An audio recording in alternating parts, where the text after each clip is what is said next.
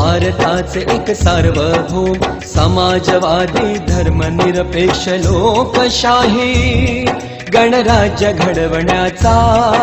व त्याच्या सर्व नागरिकास सामाजिक आर्थिक व राजनैतिक ज्ञान विचार अभिव्यक्ती विश्वास श्रद्धा व उपासना यांचे स्वातंत्र्य दर्जाची व संधीची समानता निश्चितपणे प्राप्त करून देण्याचा आणि त्या सर्वांमध्ये व्यक्तीची प्रतिष्ठा व राष्ट्राची एकता